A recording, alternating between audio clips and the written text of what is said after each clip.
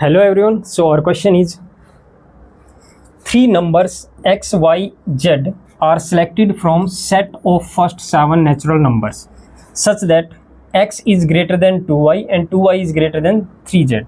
How many such distinct triplets x, y, z are possible? So student, ये question UPSC CSAT 2024 का PYQ है। Question में क्या given है कि आपको x, y और z की जो वैल्यूज है वो फर्स्ट 7 नेचुरल नंबर में से चूज करनी है। तो फर्स्ट 7 नेचुरल नंबर क्या हो जाएंगे, 1 2 3 4 5 6 और 7, इनमें से ही चूज करनी है आपको, यानी x, y और z की वैल्यू जो है वो यही हो सकती है, राइट। तो अब कंडीशन क्या है, कंडीशन ये है कि x is greater than 2y and 2y is greater than 3z। तो ये कंडीशन बन रही है।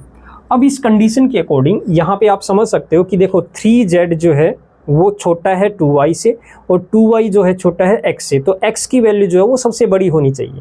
तो यहाँ पे 1 बाय 1 हम वैल्यूज पुट करके देख सकते हैं, जैसे कि यहाँ पे x, y और z।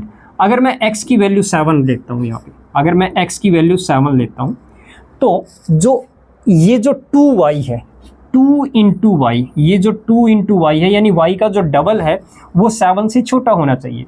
अब y का डबल 7 से छोटा किस कंडीशन में हो सकता है, या तो y क्या हो, जैसे कि 7 से छोटा क्या होगा, 6 हो सकता है। अब 6 कब होगा, जब y की वैल्यू 3 होगी, क्योंकि यहाँ पे 2 इंटू 3 है ना, ये पूरा कंप्लीट 2y जो है वो 7 से छोटा होना चाहिए, यानी कि 6 हो सकता है। दूसरा y, ये जो 2y है वो 4 हो सकता है, 5 तो हो नहीं सकता क्योंकि ये एक इवन नंबर है। क्या है, ये एक इवन नंबर है क्योंकि ये 2y है, 2 से मल्टीप्लाई हो रहा है, तो ये जो 2y है वो इवन नंबर बनेगा, तो ये 4 हो सकता है, 5 नहीं हो सकता। तो अगर ये 4 होगा तो क्या हो जाएगा, y की वैल्यू 2 हो जाएगी, यही कंडीशन हो सकती है, ठीक है। अब इसी के अकॉर्डिंग अगर मान लिया तीसरा हम लें कि y की वैल्यू, ये जो 2y है वो 2 भी तो हो सकता है, ये कंडीशन हो सकती है अगर ये y की वैल्यू 1 होगी तो, ठीक है। y की वैल्यू अगर 1 होगी तो ये 2y हो सकता है, ठीक है। तो ये हो जाएगा। अब इसी के अकॉर्डिंग हमें ये भी देखना है कि इससे छोटा होना चाहिए z, 3z, ये जो 3z है ये छोटा होना चाहिए।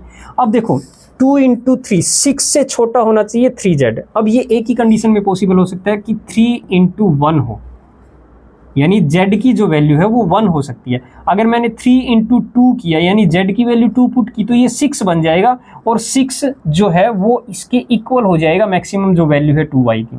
ये बाकी वाले तो छोटे हैं ही, लेकिन इसके बराबर हो जाएगा, बट हमें इससे छोटा चाहिए, तो ये वैल्यू z की 1 वैल्यू के अलावा कोई भी वैल्यू पॉसिबल नहीं हो सकती, ठीक है। तो यहाँ पे देखो एक तो कंडीशन ये बन रही है, और दूसरी यहाँ से एक ये वैल्यू भी कैंसिल आउट हो जाएगी, क्योंकि अगर ये z की वैल्यू आपकी 1 है तो 3 से बड़ा होना चाहिए ये, और ये 3 से बड़ा नहीं है, 2 इंटू 1, सिर्फ ये दो वैल्यूज़ बड़ी है। तो एक तो केस ये बन गया। अब इस केस में क्या क्या कॉम्बिनेशन बन रही है, देखो x की वैल्यू 7 है तो y क्या हो सकता है, y 3 हो सकता है, और z क्या हो सकता है, 1 हो सकता है, ठीक है। इसी तरह से x की वैल्यू अगर 7 है तो y क्या हो सकता है, 2 हो सकता है, और z क्या हो सकता है, 1, एक ही कंडीशन हो सकती है, यहाँ पे एक ही वैल्यू पॉसिबल है, ठीक है।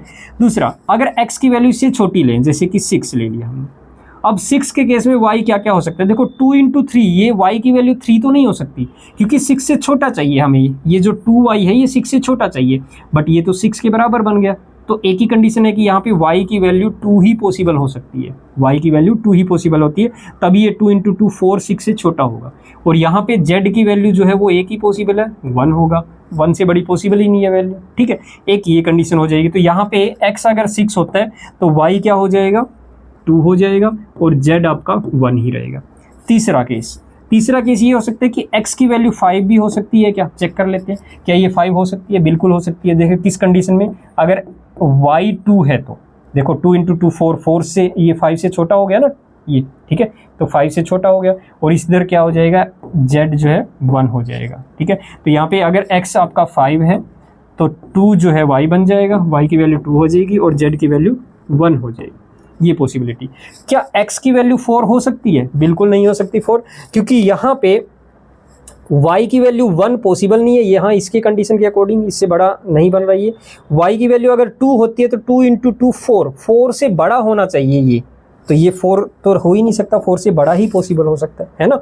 तो x की वैल्यू 7, 6 और 5 ये 3 वैल्यूज पॉसिबल हो सकती है, y की 3 और 2 हो सकती है, और z की एक ही वैल्यू हो सकती है। इससे हमने जो ये कम्बिनेशन है, ये कितने ट्रिपलेट की कम्बिनेशन बन गई, यहाँ पे 4 ट्रिपलेट्स आपके पॉसिबल हो सकते हैं, यानी x y z की जो वैल्यूज है 4 डिफरेंट वैल्यूज पॉसिबल हो सकती है। ओके स्टूडेंट, सो आपका आंसर आ जाएगा 4 ट्रिपलेट, ऑप्शन डी।